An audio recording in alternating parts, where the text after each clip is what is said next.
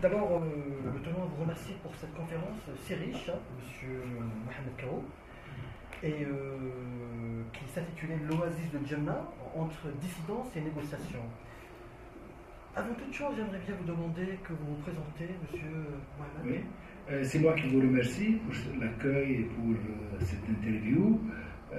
Je suis Mohamed Kao, professeur de sciences politiques à l'université tunisienne, l'université de Tunis-Manar, et je suis de formation sociologique, je suis sociologue de formation, mais je m'ouvre également sur des disciplines voisines que sont l'histoire et l'anthropologie, dans le but de sonder de nouvelles pistes et de mieux comprendre les sociétés maghrébines.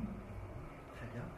Et en fait, j'ai envie de vous demander aussi que vous nous parliez du dernier ouvrage, ou bien des ouvrages qui sont en cours de réalisation. Oui, mon dernier livre s'appelle L'autre révolution. C'est une sorte de synthèse des 7 ou 8 dernières années, depuis la chute de l'ancien régime jusqu'à aujourd'hui, où j'essaie, dans une tentative d'explication et d'interprétation symbolique du politique, de voir comment ça a fonctionné, quelles sont les transformations qui ont été induites. C'est un essai sur les transformations et également sur les résistances, sur la reproduction de l'identique. Donc je cherche à voir les deux phénomènes de la rupture et de la continuité. Qu'est-ce qui a changé et qu'est-ce qui n'a pas changé en Tunisie. Et juste après ce livre qui a été publié en novembre 2018, je suis en train de rédiger un nouveau livre sur l'oasis de Djenna, suite à un travail de terrain qui a duré plus de 2 années dans cette oasis qui est située au sud-ouest de la Tunisie. Et le nouveau livre va s'appeler Djenna, l'oasis de la révolution, pour voir comment une communauté de 7500 habitants a pu fonder une forme d'autogestion, une forme d'économie sociale et solidaire en rupture avec l'ordre dominant, tout en respectant les lois. Bien entendu, il y a un conflit entre la légalité et la légitimité dans cette oasis, c'est-à-dire entre l'aspiration des citoyens à s'approprier la terre de leurs ancêtres et d'un autre côté la légalité, puisque cette terre appartient officiellement à l'État. Très bien. Et maintenant, j'aimerais retourner à la conférence d'aujourd'hui, l'oasis de Djenna. J'ai envie de poser la question suivante. J'aimerais bien que vous m'éclaircissiez l'importance du terrain pour un jeune chercheur. Je pense que le terrain est fondamental pour l'écriture et également pour la réflexion en sciences sociales. C'est le terrain qui nous donne les instruments, qui nous donne des matériaux qui peuvent servir à la réflexion.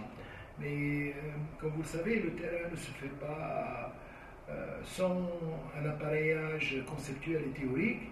Et pour le cas de Djenna, je suis allé avec le paradigme de la reconnaissance pour voir comment une communauté lutte en vue d'être reconnue officiellement et d'être également valorisée dans ses droits et dans son aspiration à plus de justice sociale, à plus d'égalité et donc à plus de citoyenneté.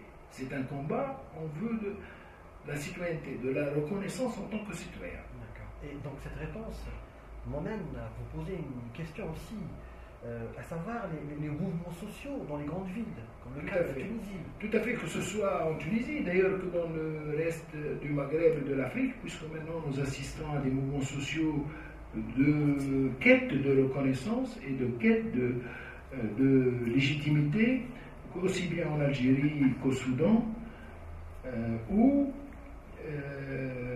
nous voyons des jeunes s'emparer de ce qu'on appelle la rue, mais en fait s'emparer de l'espace public pour dire leur aspiration à un nouvel ordre social et politique et à une nouvelle légitimité qui a été perdue au fil des ans depuis les indépendances.